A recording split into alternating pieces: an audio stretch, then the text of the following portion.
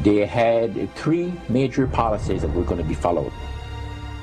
First, Lucifer says, we have to make sure that people, humans, get to believe that Satan and his angels do not really exist. You know, Roger, that's interesting because a recent research study report that I read indicated that in a national survey, I believe it's over 75% of people do not really believe in a real tangible devil.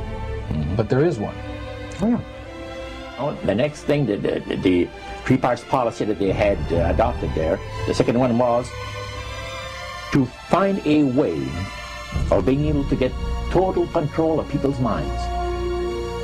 And that would be done by taking hypnotism out of the realm of the occult and introduce it as a new science for the benefit of mankind.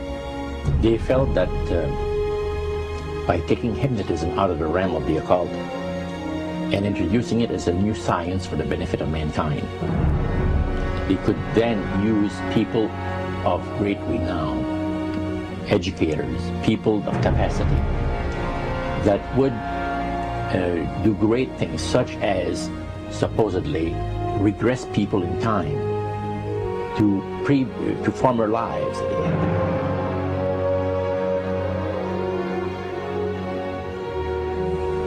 And of course, after the session is over, the person would not know a thing about ancient history. And the person she or he has talked about performing, certain deeds, let's say, 3,000 or 4,000 years ago.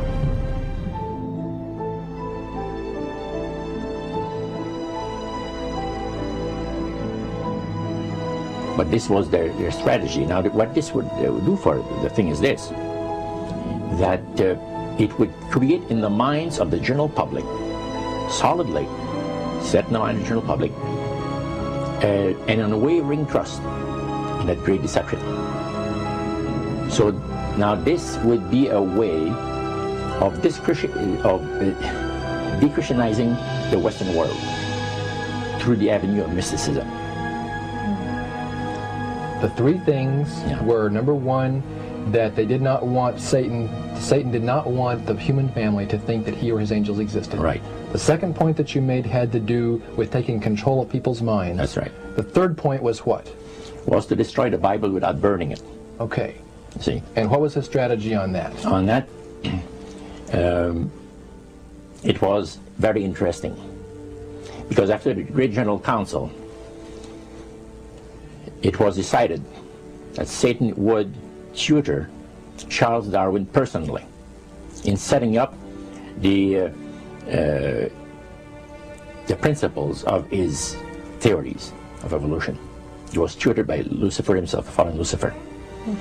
And at that time, it was understood, Satan and his spirit counselors understood, that if a person was led to believe in the theory of evolution, it would, in his life, destroy completely the creation week of the Bible, the fall of man, and the plan of redemption. It would do away with it. Anyone that teaches a theory of evolution is considered to be a minister of a great religious system. And he said that every teacher of that theory is recognized by the spirits as a person of great value and receives a very special unction from Satan himself, giving great power to induce spiritual blindness, to convince and convert. Three capacities.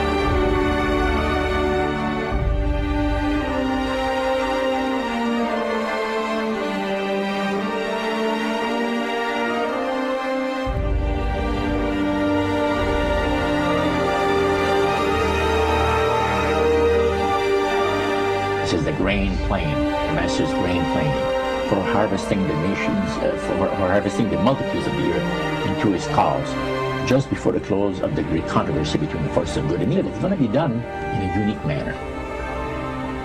This grand plan is going to take people are going to eat the stuff, because it says spirits, demon spirits, will declare themselves to be inhabitants of far distant planets in the galaxies that are coming to warn the inhabitants of planet Earth of the impending destruction of the planet, unless something seriously proper is done to avoid it.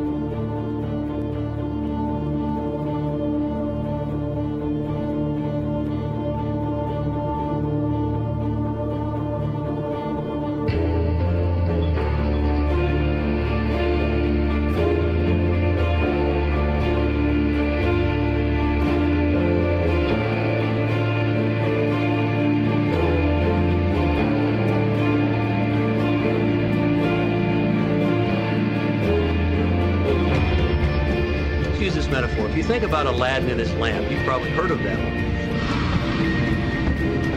The genie always says one thing. Your wish is my command. You know, the universe is this great genie, and your conscious mind is Aladdin. It formulates the intention of what you choose for your life.